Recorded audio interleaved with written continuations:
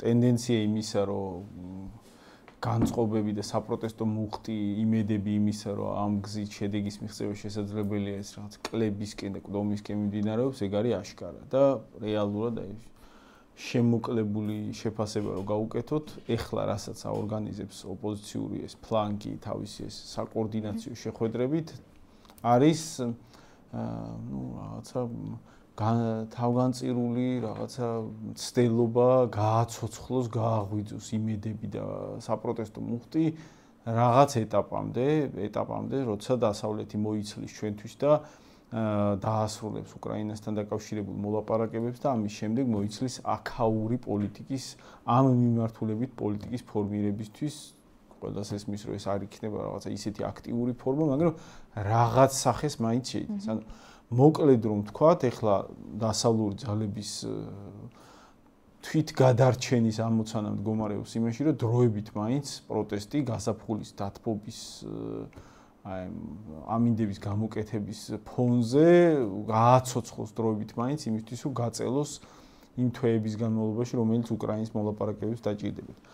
მიზეზი ამისა, რატომ დაუდგა პროდასავლურ ფლანგს ეს ამოცანა, მდგომარეობს იმაში, რომ პროდასავლური ოპოზიციური ძალები არიან, საქართველოში მათი მდგომარეობა არის ოპოზიციისთვის არაბუნებრივი და არასტანდარტული. ანუ ოპოზიციის ცნების გაგონებაზე რაც წარმომუდგენია ჩვეულებრივ ამომრჩეველს მოქალაქეს თლად ამ ფუნქციას არასრულებდა ქართული ოპოზიციური სპექტრი 10 წლეულების განმავლობაში. ერთი რომ ამ ოპოზიციის მნიშვნელოვანი და აქამდე ყველაზე ძლიერი ნაწილი თვითონ იყო ხელისუფლება და ძალიან დიდი ნეგატივი და დაგროვება მოასწრო ამ ხელისუფლებაში ყოფნის პროცესში. ანუ ამ ძალას ყავს ბუნებრივი ოპოზიცია საზოგადოებაში იმ გამოცდილებიდან გამომდინარე, რომელიც მათ ხელისუფლებაში ყოფნის პროცესში დაგროვდა და თან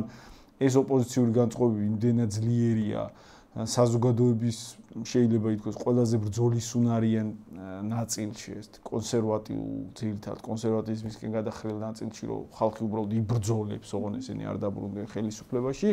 და მეორე, არა მარტო მათი ხელისუფლების ყოფნის პროცესში, არამედ ამის შემდეგაც ბუნებრივ ოპოზიციურ როლში კი არ იდგა ეს ოპოზიციური სპექტრი, არამედ გამომდინარე ჩვენი ქვეყნის არაბუნებრივი პოლიტიკური სისტემიდან, სადაც დასავლეთს ჰქონდა რაღაცა ზღვარგადასული გავლენები, ეს სპექტრი NGO სექტორთან და მედია სექტორთან გაერთიანებულ, კომბინირებულ პოლიტიკური ერთეულის სახით ხელისუფლების მართვის პროცესში თანამონაწილე როლს თამაშობდა. ანუ მოსახლეობა ისე კი არ აღიქვავდა და სწორია რომ ასე არ აღიქვავდა, რომ ეს რაღაცა ოპოზიცია, რომელიც უბრალოდ განსხვავებულ აზრს აფიქსირებს და მისი ბერკეტები ხელისუფლებაზე ზემოქმედების მოხდენის არის უბრალოდ ამ განსხვავებული აზრით ხელისუფლების რეიტინგის შერყევა და ამითი შემაწუხებელი ამ პროცესით რაღაცა ნაბიჯების კორექტირება. ეს ხალხი ჩვეულებრივ მიზანმიმართულად პოლიტიკის ფორმირების პროცესში ერეოდნენ. ნებისმიერ მიმართულებაზე ეკონომიკური პოლიტიკა იქნებოდა,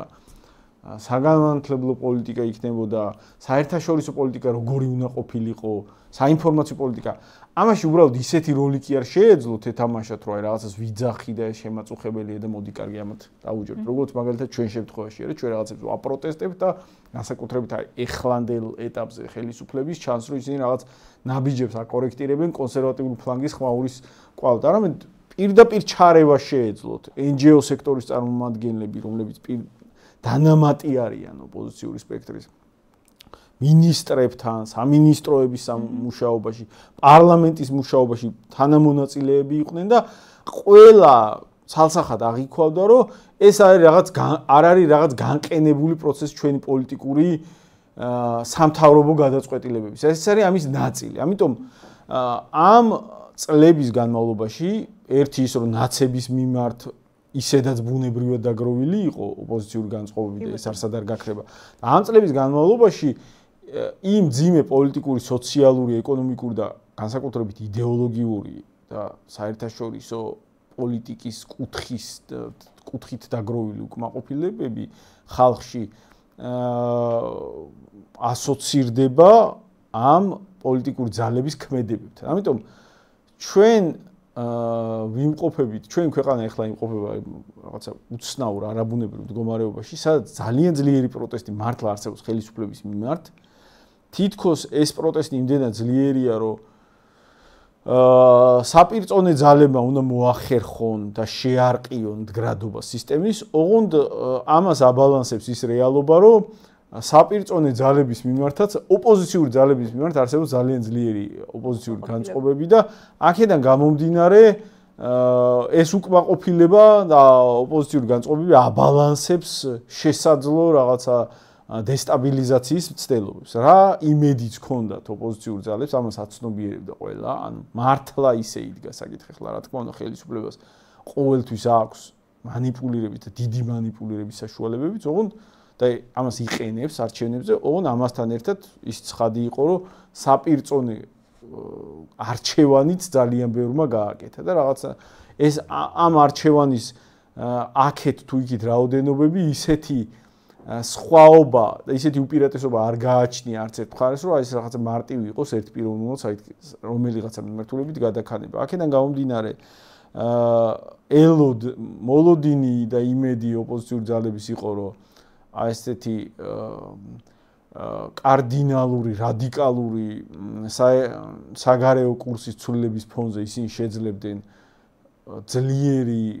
პროდასავლური სეგმენტის საზოგადოებაში არსებული პროდასავლური სეგმენტის მუხტის ისე აგორებას, რომ სწრაფ გარდატეხას მოასწრებდნენ. უბრალოდ ხელისუფლება გადაარჩინა იმ ფაქტორმა, რომ ჩვენგან დამოუკიდებელმა ფაქტორმა, ტრამპის მოგებამ, რომელმაც დრამატულად შეცვალა ძალთა ბალანსი იქიდან გამომდინარე, რომ პროდასავლური ფლანგის უნარი აქ დესტაბილიზაცია გამოიწვიოს და რაღაც იმედები გააჩინოს, ძალიან მნიშვნელოვანწილად უპირველესად დგას გარე დახმარებაზე და გარე ზურგის შექმნაზე ამ საპროტესტო ტალღის პროცესში და ეს ტრამპის მოსვლასთან ერთად გაირკვა, რომ ასეთ სურათს ესენი ვერ მიიღებდნენ. მათი ხმაური გაგრძელდა ტრამპის, მათი ეფექტური ხმაური გაგრძელდა ტრამპის ინაუგურაციამდე. ტრამპის ინაუგურაციის შემდეგ გამოჩნდა, რომ ჯერ კონტურებს ამერიკა არ გამოყვეთ, საქაურობისთვის არც ალია. გაურკვევლია ცხადია, აქეთ წავა პროცესები თუ იქით წავა, რა მიმართულებით წავა, ჯერ სიზუსტით არ შეიძლება თქვა, მაგრამ ფაქტია, რომ ჯერჯერობით საერთოდ არანაირ სიტყვას არ წრავენ აქაურობაზე, ამიტომ გამოიკვეთა შემდეგი მდგომარეობა. ამ ფონზეც, როცა ჩანს, რომ ოპოზიციას თვითონ ყავს საპირისპირო მხარეს ძალიან ძლიერი ოპოზიცია, ოპოზიციურად განწყობილი ამორჩეველი აცნობიერებს, რომ ამ შემადგენლობის ოპოზიცია არ არის პერსპექტიული. იმდენად არ არის პერსპექტიული, რომ აი ახლა დღეს ჩდება მდგომარეობა, სადაც ნაცობად დიდი ხანია ტეხავდა ამ ქვეყანაში, ეხლა ისადგურებს მდგომარეობა, სადაც ქოცობაც ტეხავს, ოღონდ ისადგურებს მდგომარეობა, სადაც აი ეს ოპოზიცია არა ნაცების, არამედ ზოგადად ოპოზიციონერების მხარდაჭერაც ტეხავს. ანუ არის მოცემულობა, სადაც პროტესტი არის, ოღონდ აი ეს ხალხი არ გვინდა. და ამ ხალხთან აი ამ საპროტესტო ტალღაში ამ ხალხთან ასოცირება მოდი ისე ჩავატაროთ, რომ ამ ხალხთან ასოცირება არ მაწყობს და პროტესტი რაღაცნაირად ისე მოახერხოთ, რომ თავისთავად მიმდინარეობდეს და მაგნაირი პროტესტის პრობლემა იმაში მდგომარეობს, რომ ნებისმიერი ბრძოლა კოორდინაციის გარეშე, საკოორდინაციო ცენტრების გარეშე, ორგანიზებული შინაარსის გარეშე და ამ პროტესტის, ამ საბრძოლო პროცესის შედეგად მიღებული პოლიტიკური ქულების ვიღაცასთან კონვერტირების გარეშე საბოლოო ჯამში ჰაერში იკარგება. აი პირობითად რო ვთქვა, დაუშვათ, ახლოვდება აგერ ვერ მოახერხე ვადამდელი არჩევნების დანიშნა, მაგრამ აი ამ პროცესში ახლოვდება თვითმმართველობის არჩევნებში. დაუშვათ მიიღო ვიღაცამ სტრატეგიული გადაწყვეტილება, რომ მოდი აი ამით მაინც დავამარცხო. თუ ეს პროტესტის პროცესი არ დაკონვერტირდა ამ დროის განმავლობაში რომელიმე პოლიტიკურ ძალებზე. იმ ხალხმა, რომლებიც ძალიან გაბრაზდნენ, აღშფოთდნენ, მოიმატეს რაოდენობით, იმ ხალხმა მყარი განწყობები არ გაიჩინა, რომ აი ახლა მე აი ამ ხალხზე მივმართავ, აი ამ პოლიტიკურ ძალაზე მივმართავ ჩემს პოლიტიკურ ენერგიას და ასე გადავტეხავ დღის წესრიგს და შესაბამისად ანუ განცდა არ ქონა რომ აი ეს ხალხი არის პოტენციურად ისინი ვისი მეშვეობითაც გადავარჩენ ამ ქვეყანას ну მაშინ გამოვა რომ ახლოვდება არჩევნები კი გაბრაზებული ხალხი არსებობს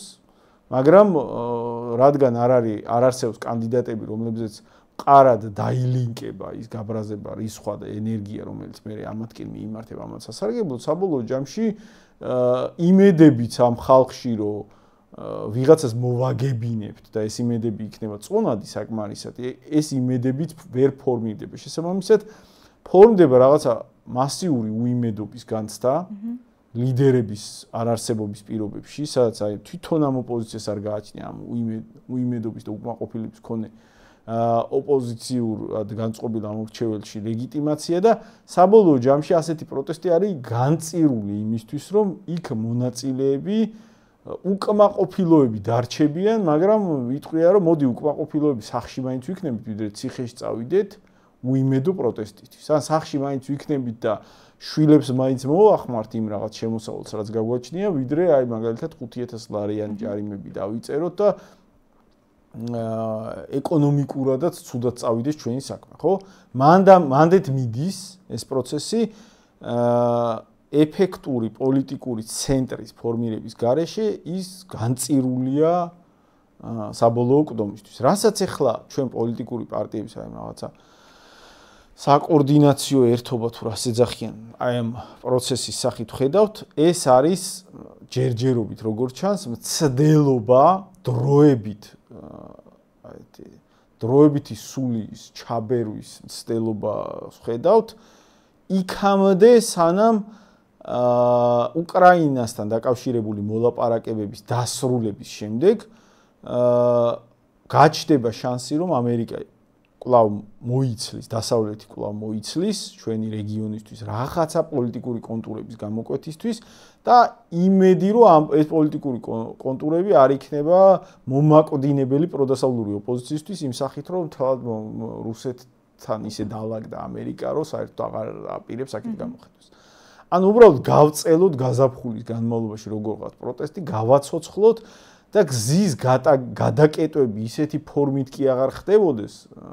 რუსთაველის წინ რომ სინამდვილეში აშკარად ჩანს რომ ძალით კეტავენ ის რაოდენობა ხალხი არ არის თავისუფლად შეიძლება დაეტიონ ტროტუარებზე და ძალით გადადიან გზაზე ამიტომ კანონს არღვევენ და იწერენ ჯარიმებს ეგ ფორმა კი არ მიიღოს არამედ მოდი ჩავბეროთ სული გავაჩინოთ რაღაც დროებითი იმედი შევაზანზაროთ ჰაერი რაღაცა კოორდინაციის და აეხლა დიდი ეროვნულ ლიბერალური ახლა უკვე კონსერვატიულ სიტყვასაც იყენებენ ხოლმე მე მგონი ეგენს ეროვნულ კონსერვატიულს დაირქვენ იმდენ ლიბერალურია არაპოპულარულია და აეხლა ხალხო დიდი ეროვნულ კონსერვატიული ერთობა აი ამას იტყვიან მგონი მალე იკვრება და ცოტა ხანი ვიცოცხლოთ რომ მე ტრამპი მოიცილ მარტივ ფორმულამდე რომ დავიყვანოთ მე მორიგდებიან არ ინერვიულად არც ისე ცუდად დაალაგდება უკრაინის საქმე და აი მანამდე ვიხმაუროთ კიდე ქუჩაში რამენაირად რომ მივატანოთ და მერე მოგხედავენ. აი აზრი არის ეგ